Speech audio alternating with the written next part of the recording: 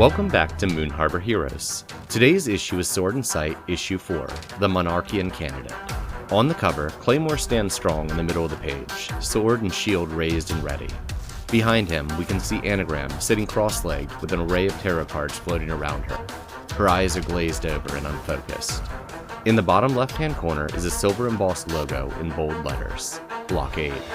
We turn the page and our story begins.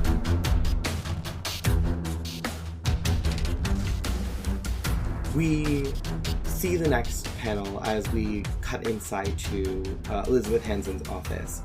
We see the back of a chair with the window in front, looking out and seeing a similar sky full of stars that we saw earlier in the planetarium, like a reflection of. And in the reflection, we see just the chair and the stars. And then we do a lot of this effect in Sword and Sight of the reflection and what you don't see and the reflection and what you do see. And so now we see the shift to seeing Elizabeth in the chair with Sword and Anagram standing kind of above and behind her as we shift focus from these beautiful stars into the darkness of this office. What does Elizabeth Hansen look like? I think she is let's go African American. Cool. On the taller side, a little chubby. And she also has her head shaved. So she's in a suit, and she's got this really kind of intense makeup on. Not intense scary, but she presents herself. She knows exactly how she wants to present herself to the world. And I think she says, I think we cut in mid-conversation. And she is saying, I don't know how you two got in here, but I don't know that I can help you with what you're looking for. We have these laid out on the desk, the pictures. Yeah, I think the first thing we see is just that phrase, is that sentence of I don't know if I can help you with what you're looking for, in that same framed. Those are the two sentences that cover those two panels where we shift focus. Cool. And then she turns around and the papers are laid out and she says, all of the things you're describing are in concept or prototype at best. That type of diode on you called it monster, has never been tested. I need to know who's working on it. She looks at you and she cocks an eyebrow and she says, you're a little young doing investigative work for Saber. And, don't they have bigger things to worry about? We then cut to a panel of her, and in the background behind her, in her beautiful desk, her beautiful office, giant windows, we see 5 Asteron ships. Not close up. They're not pointing guns in through her window, but right. She sees a lot of the city over her shoulder. Yeah. And we see at least 5. Saber's a lot of departments, and this is ours. We need to know who's working on this. She sighs, and we get an onomatopoeia of her running her nails on the desk. Her nails are jet black. And then she stands up and she says, all right, let's go down to the lab. They're probably still here, knowing the 2 of them. And she walks over, and her elevator has a key swipe and then also a keypad. And she keys in and swipes. The elevator slide open, and we step inside. Anything you want to talk about while we're going down, or just jump to the next scene? We get a panel of Anagram closely studying Elizabeth's face. And I think we start seeing blue vision copies. Mechanically, I'm going to try to pierce the mask here. The reason I'm doing the vision copy things is applied history. When you pierce the mask of someone you believe will shape the future, roll plus savior instead of plus mundane. Great. So I think she's tapping her abilities to kind of try to guide or see the path this person's taking. Cool. I thought you were going to do the other move where you're no, I want to know how this person shapes the future. No, I think she's important. I don't know she's important. Right.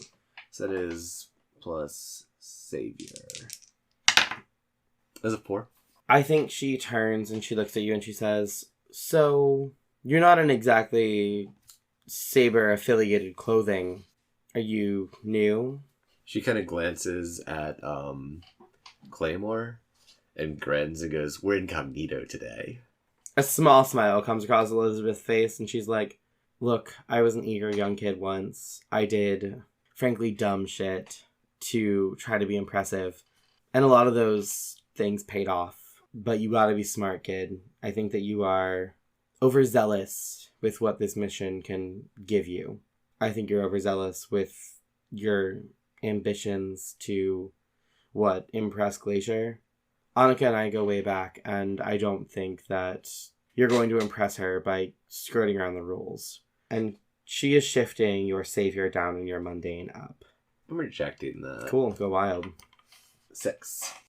On a miss... that's the one I'm looking at. You shift my labels and I mark a condition. Yeah, so I think that shifts your superior, or your savior down and your mundane up. I think this is now the second person in a row who's kind of said, like, you're in over your head. I don't think you can do this on your own. I am insecure. That would make sense. And we ding, and the door's open, and we're back in the lobby. And she says, all right, kids, I think we should probably leave now. I think we leave. And then I think we sneak back in. I was thinking the same thing. We see the two of us walking towards the door. And then what do we think we see next? I think the next panel is like a close-up of like the side of the building. So you're just seeing like 2 floors worth of windows and just a speech bubble that goes down off the panel that just says, do you still trust me? And then we zoom out to see the two of us like grapple hooking up the windows. I think we're like 30 floors up at this point. Yeah, so the sword has disconnected one of his 2 hands and has put a grappling hook attachment on it. So he has his left hand grappled up to the 36th floor. Cool. Because reception's not even for like the first 10 floors. And I think Anagram is like climbing off a rope attached. I was literally thinking that Anagram was tied to me. Yeah. I am like holding onto the other side of the rope with like one hand, trying to like balance while I'm trying to like walk up the side of the building. And I'm like, through gritted teeth, you've asked me this 9 times. Yes, I trust you. Let's keep going. Excellent. And I think we get a panel like looking, like the two of us like looking in through the window, like you up a bit higher than I am. Mm-hmm. And through the window we see the lab there. Do you want to throw in what we see with that, or do you want to wait? I think for the most part it looks like a pretty standard lab. There's one light on in the back of it, like tossed back in the corner somewhere there. It looks like there's like one workstation on. This lab takes up most of the floor, and this is a fairly large building. This doesn't look like it's the primary lab. And we see the two of them looking through the window, and then the sword says, all right, so this is your plan. How are we getting in? Oh, I was hoping you'd handle that part. You got any ideas? The sword sighs and unclips his hand. And it's difficult because usually he uses the other hand to do that. So he has like... Actually, I think he like reaches down and is like, hold. Yeah, we get Anagram grabbing. And then he turns it and he pulls his hand out. And then is like... puts... Because he has all the attachments on his belt set up that he can just like reach down and click into them. And he clicks into the lock-picking kit. And in a lock-picking kit, there's like this like pretty sharp razor lined with a laser. So it's like... Cutting tool. Cutting laser. Yeah, cutting laser. Yeah, go ahead and roll Unleash. I think I know where you're going with this. Yep. That's a 9. Okay. Unstable, temporary, or market and connection? I think he's afraid. Okay. I think Claymore's afraid of heights. He just doesn't show it. And I think we get, Claymore cutting out the circle of glass, and then it topples out of the building. Like, Anagram grabs it at the last second. And then the next panel, I think, is Claymore already in, and Anagram, like, awkwardly climbing in through the window. Mm-hmm. And Claymore, like, puts his hand in his belt and, like, clicks the lock-picking set back into place. And then puts his hand out and, like, waits for Anagram to, like, click it back on. And she snaps it in. And I think it's clearly a practiced motion at this point. Right. And then because we had grappled to the 37th floor, I think he, like, presses the button and the grapple, like, folds in on itself and slides back into his hand. And then we see him unclick it and click into the sword. Okay. And he pulls it up, and, like, when he has the sword, he doesn't often, like, have it just hanging at his side, because it's a broadsword. Yeah. So he often has his hand, like, slung up over his shoulder, and, like, wears it, like, kind of down his back, in a position where it, like, would look like he was walking with his hand on the hilt of a sword, if he had a hilt of a sword to grab onto. And then, I think, there's a series of, like, gestures of, like, motioning, and he's, like, very clearly, like, we're gonna go over there, but we're quiet. And it's like, we got like 6 panels of like him one-handedly being like, we, there, shush, go. Okay. I think we get Anagram, darting to follow those instructions, but we get a panel where she lifts her glasses up, off, and, like, gazes over. And we start seeing, like, the near future of the area in the blue. And I want to assess. Yeah. -2 because of guilty. Still got a 10. On a 10 plus, ask 2. What here's the biggest threat? You see in the future panel that the scientist, who is probably, like, 5'1" and frail, he is a small man, is not the person to be afraid of, but that he has a button under his desk that triggers security to come. And there's a future that we see in the blue of security coming and just gunning us down immediately. Okay. The scientist is in the room currently? Yeah, Who is in the room currently? It's the two of us creeping along through, like, the darkened laboratory. And then there's a scientist, like, we are now starting to see, like, the muttering to himself. There was, like, tiny little text bubbles in the distance when we, like, first got in. And now it's, like, they're still not legible words, but there are text bubbles in the distance of him being, like, the stupid piece of mother grumble. Okay. But he's still pretty far in the distance. This lab is expensive. Okay, I'd like to hold the next question. Cool. And I think if we can, we get a panel of, Anagram finishing looking around, seeing these panels of us ghostly blue us being gunned down by ghostly blue guards. Mm-hmm. And the next panel is Anagram, like, darting behind a piece of lab equipment, like pressing her back up against it, and Claymore's already there in position. Mm-hmm. And she's going to relay this information. There's a silent alarm button located under that desk. We can't let him press that. And there's, hush, quiet tones. Mm-hmm. If I can get 5 minutes to do a reading, and she, like, pulls out a deck of tarot cards, we might be able to find something out. Do you think you can see what you can find out from him? He nods. As I straight up ask your law-abiding soldier to... We've already broken and enter. Might as well hold someone and get information out of them. He nods and says, yeah, but I have another idea first. And he pulls out his phone and opens an app, and it's a signal blocker app that Saber has, like, made. That's, like, designed for, like, when someone's going to be calling out of the room, we can, like, block all signals out of it. That feels like it could very well be a modified version of when you ask Saber for help. I actually think it's going to be a modified version of invoking your authority. Okay. And I think it's just playing on the reliability of the Saber tag. Cool. That's a 10. Okay. On the hit, your words carry weight. On the 7 and 9, someone to push back, but there's no pushback this time. It is, yeah. So I press a button, all the signals are blocked, and I'm like, we have as much time as you need. And then I step out, and we see the panel of 6'1", very, very muscular, black Claymore Snow, stepping out into the light of the scientist's workstation. And then he's like, hi, we've got some questions for you.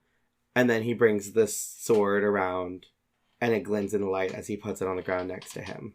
And I think we get the panel of the scientist starting, turning, staring wide-eyed. And the next panel is a close-up of his hand under the desk, repeatedly pushing that button. And then he kind of steps forward. He's like, how did you get in here? What do you want? Claymore steps forward and says, I'm not going to hurt you. We just have some questions for you. Your boss wouldn't let us in to see you, so we made our own way in.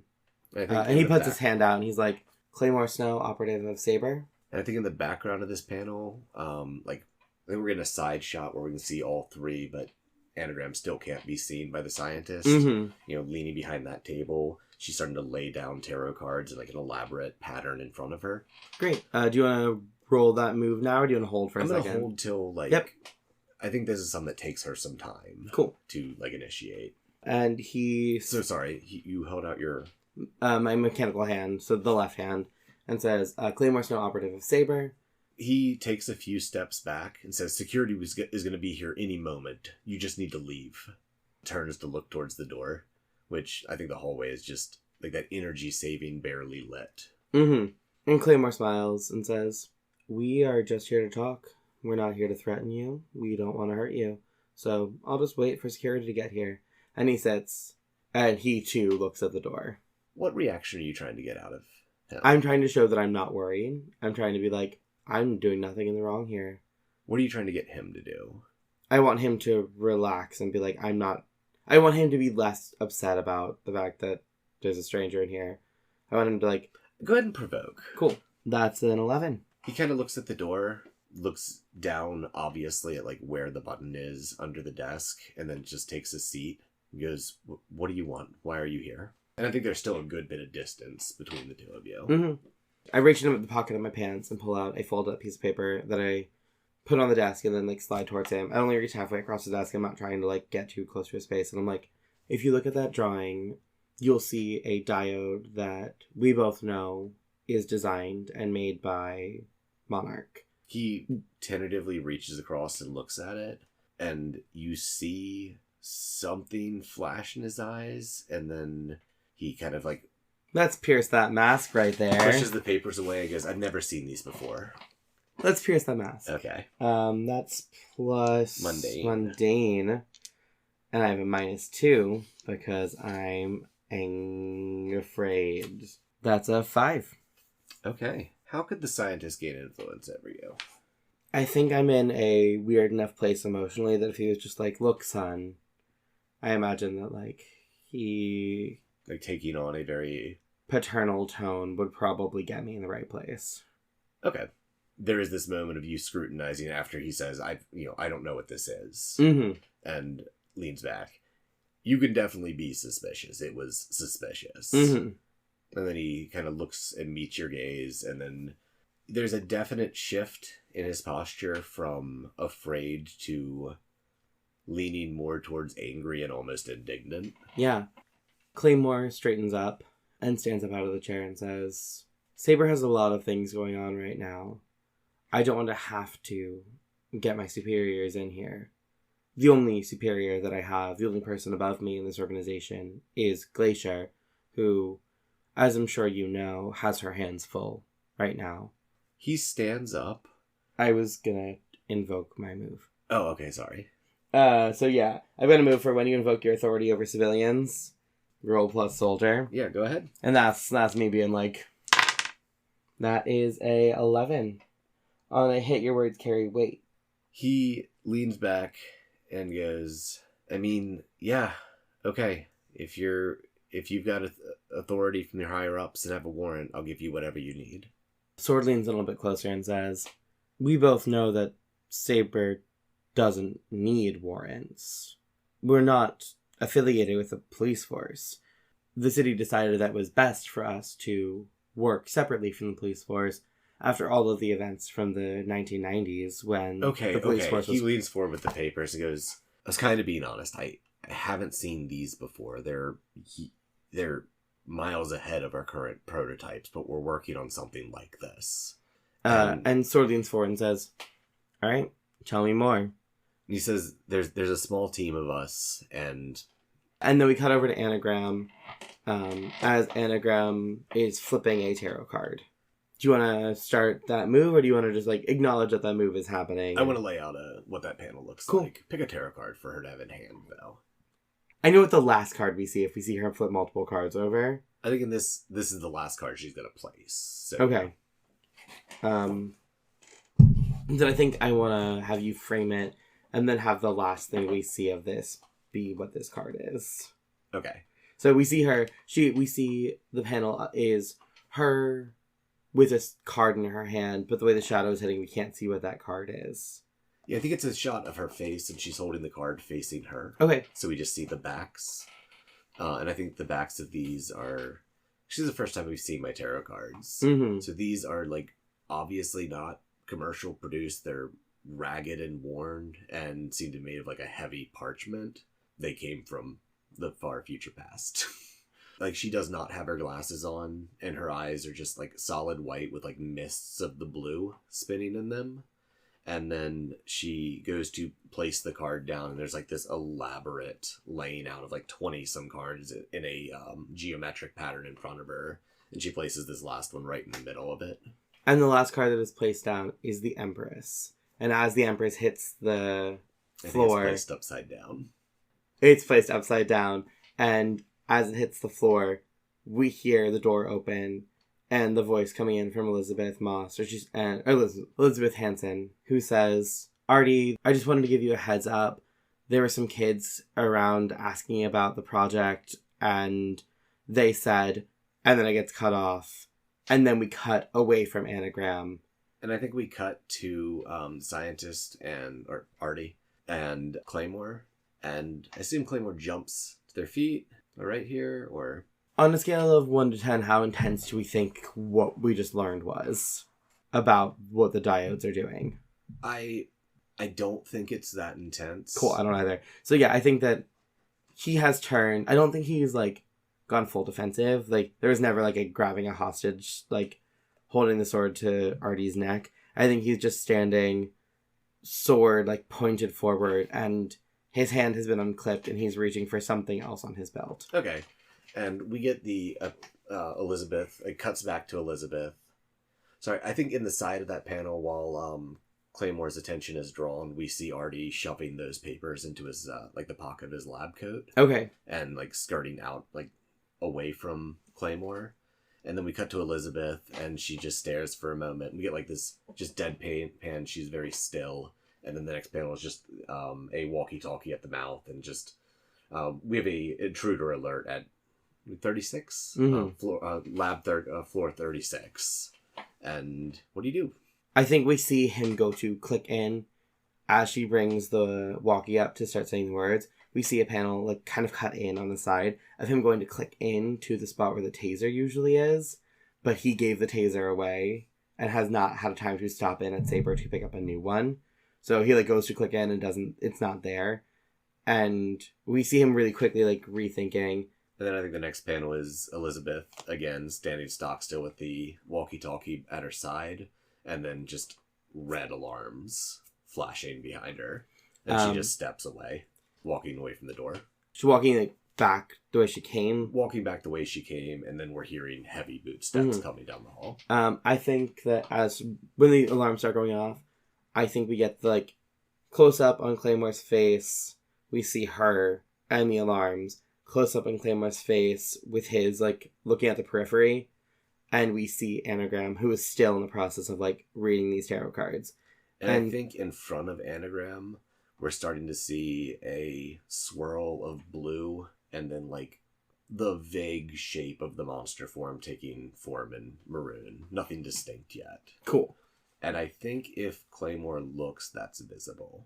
Okay. If you're cool with that. Yeah, I love that. Like the fortune, like creating an image in front of her.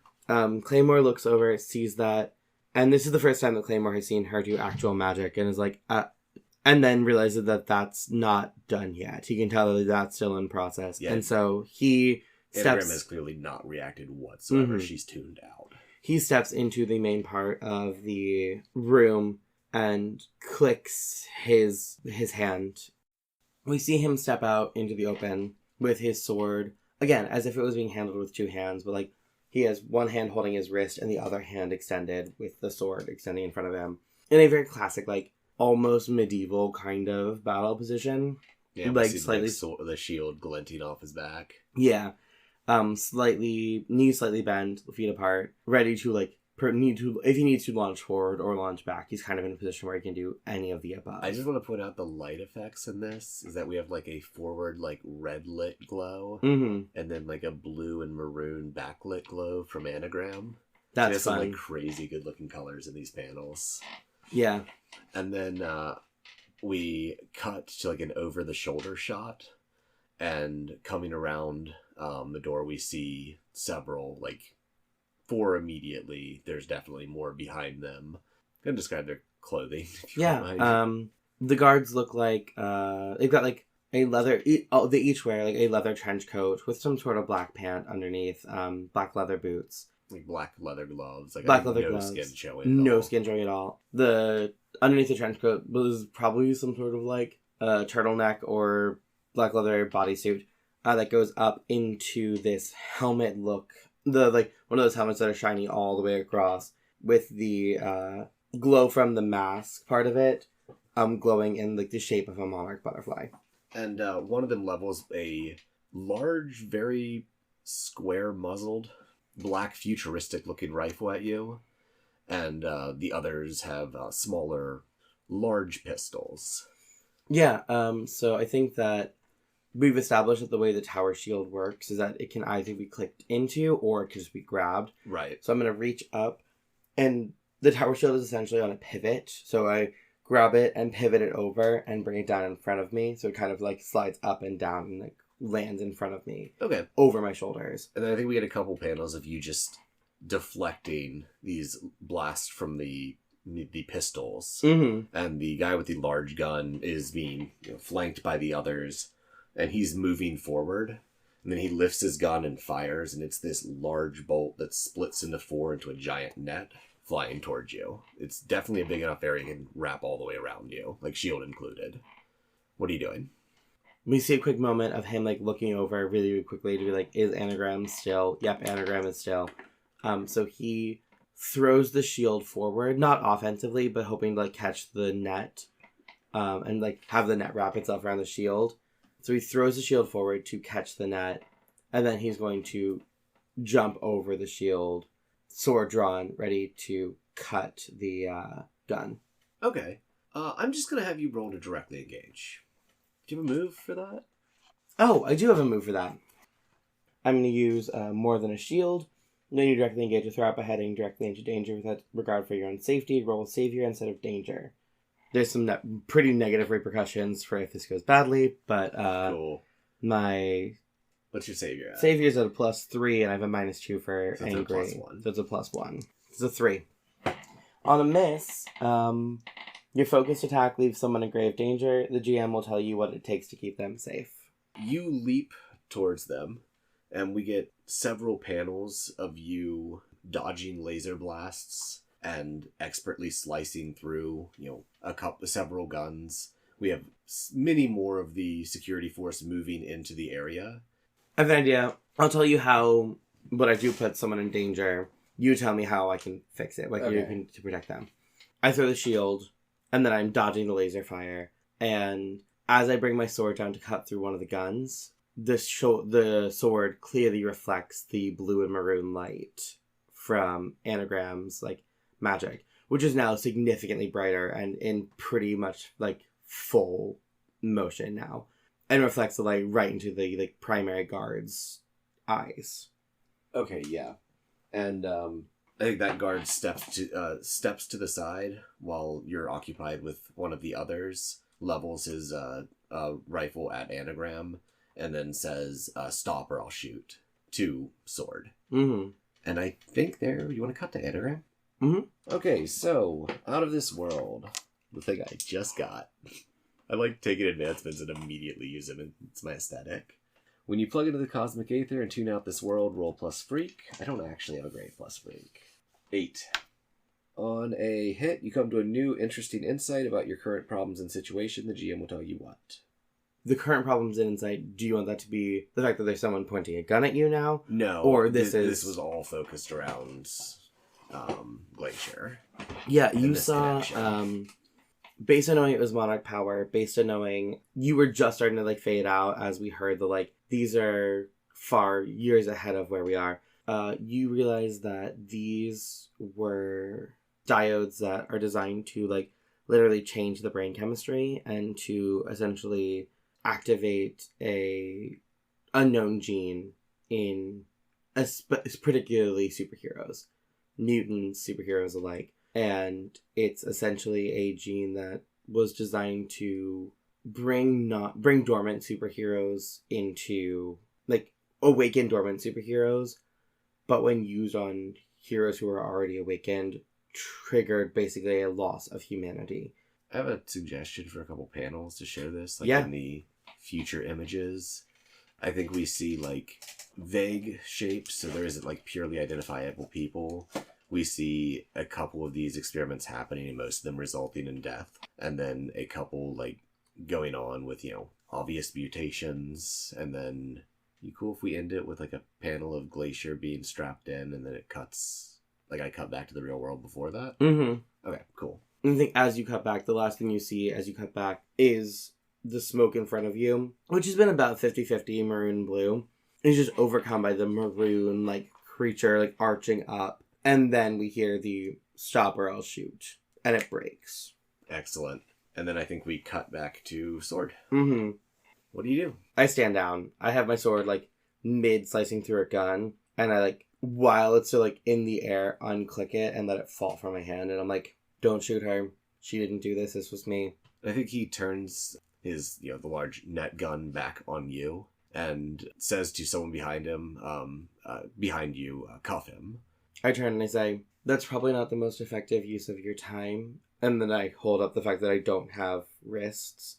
And I say, I would recommend getting ankle shackles and disarming me. And then I, like, gesture for the belt and I'm like... Can we cut to Anagram? Yep. Because I think with the attention off of her, she's, like, darted to her feet and is running straight at dude with the net gun. Perfect. So I think I get...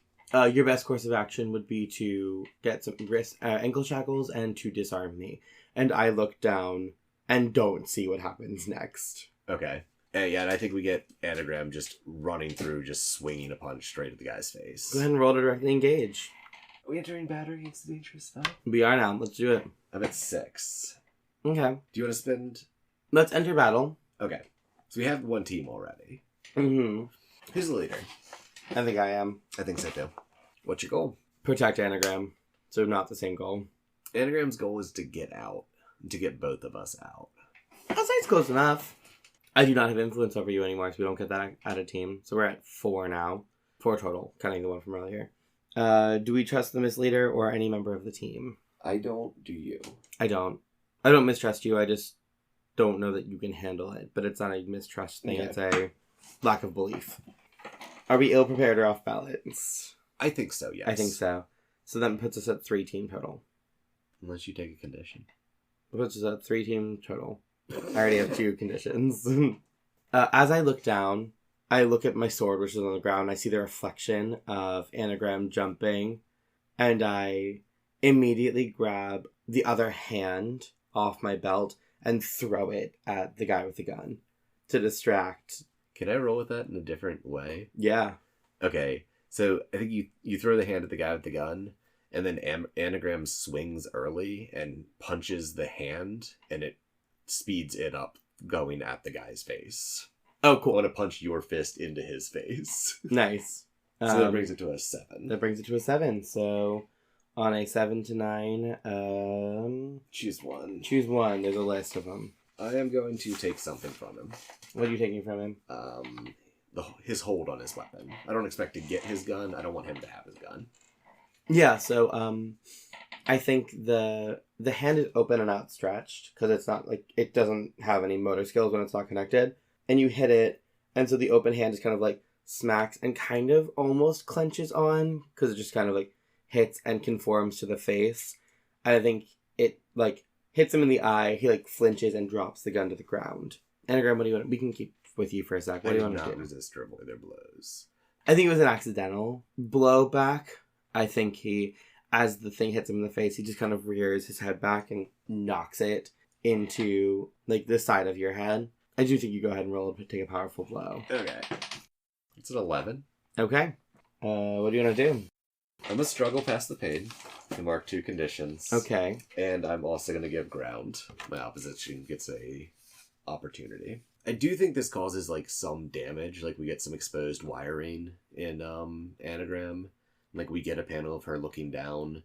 And this is probably the first time she's ever had to look down at her body and see a machine because of how well human she looks. Yeah, so I think it hits the top like side of the face, and we literally just have like a piece hanging off, and we have wires like in every frame from Anagram's view. We get a wire or 2 in it. Okay. It's almost like a really bad bang situation. Excellent. And I think she hits the ground from that and like slowly starts pulling herself back up. I think the main guard is like, someone grab her and make sure she wasn't doing anything to hurt the lab. And so 2 people go to you and 1 person goes to the tarot cards and starts picking them up and moving them and like looking at them. And I think we're going to swing over to Claymore. Yeah. Here.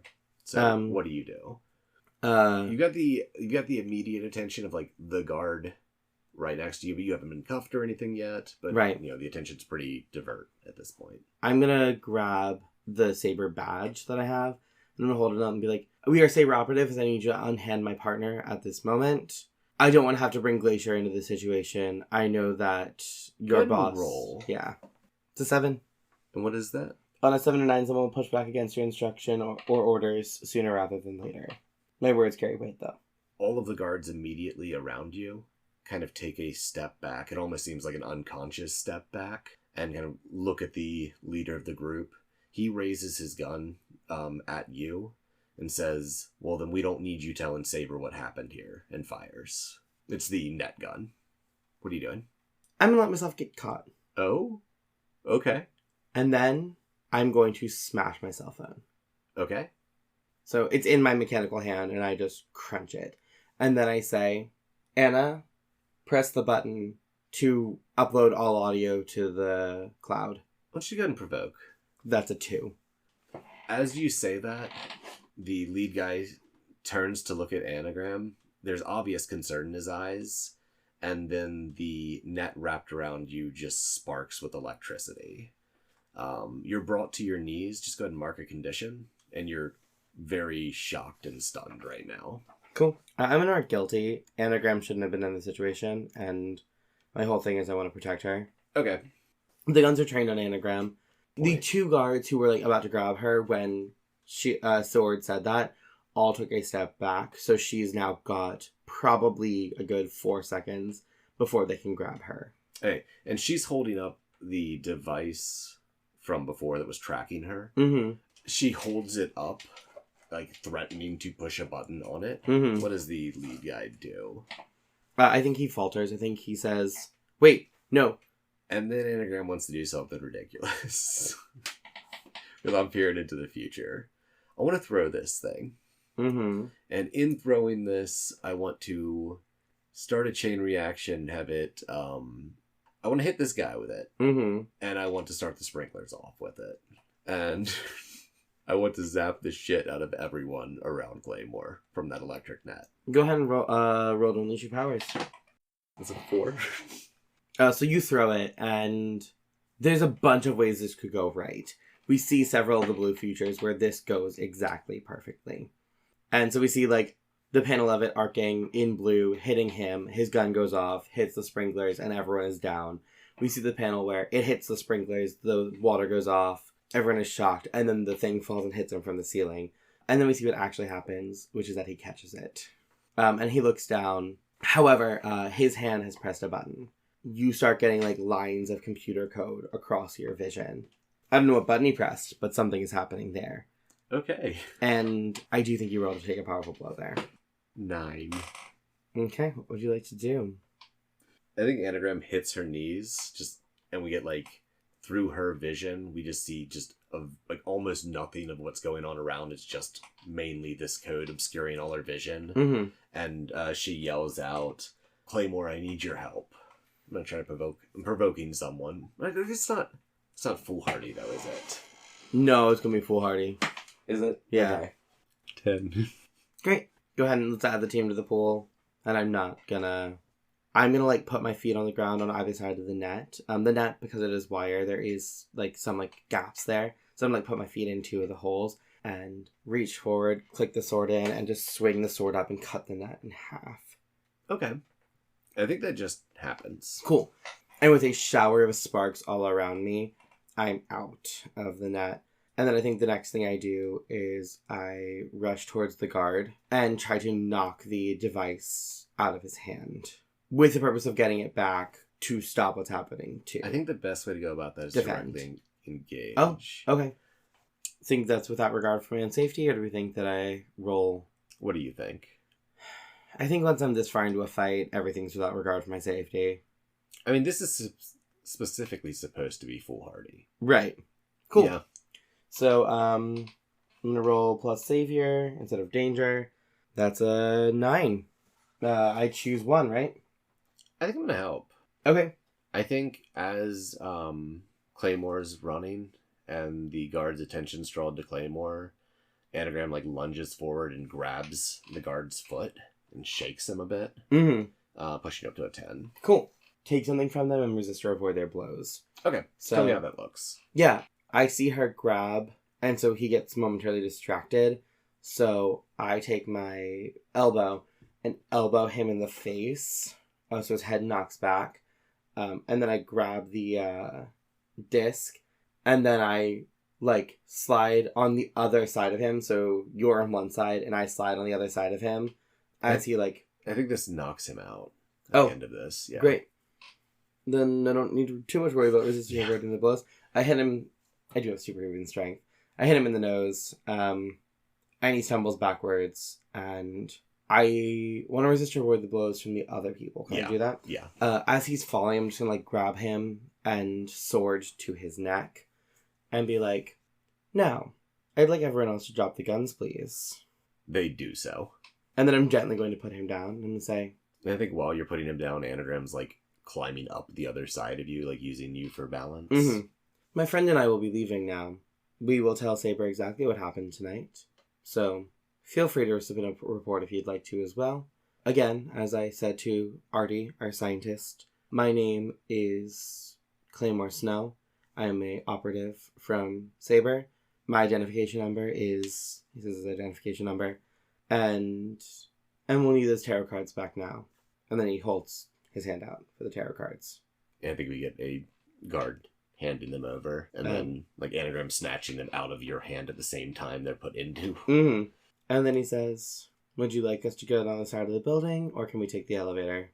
And I think at this we get Anagram kind of tugs on your sleeve a bit towards the window and goes, "We should probably just go. Let's not test our luck." I take out the Saber credit card, and I'm like, I've got a card. I'll make sure that we get someone in to fix that window tomorrow. Bye. And then, as I put the card back, lock the hand into the place, grappling hook, and then we drop out the window. Excellent. The two of us, Anagram leaning on my shoulder, me also looking a little more rough than average, are walking down the street. I'm holding my broken cell phone in my hand and just being like, okay, so that plan didn't work as well as I was hoping it would. Neither of us are saying anything. It's still pretty quiet. My pride is wounded for basically losing that fight. And as we're walking, the air around us starts to get slightly tinted with this rust color. And then we both look down at a fire hydrant as rust-colored mist starts coming out from it.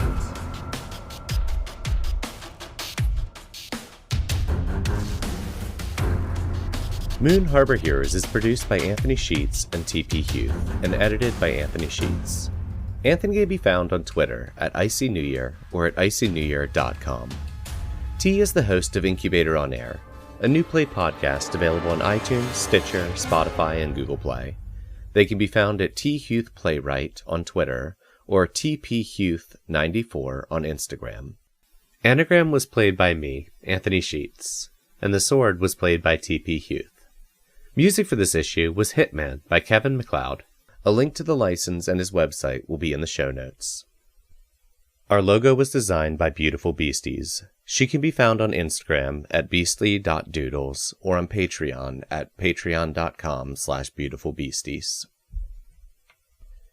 If you want to get a hold of us, email us at moonharborheroes@gmail.com or on Twitter at moonharborcast. If you enjoyed this issue, please consider leaving us a review on iTunes and recommending it to friends. Word of mouth is really the best way for us to bring these stories to more people. And thanks for helping us save the world. We'll see you next issue.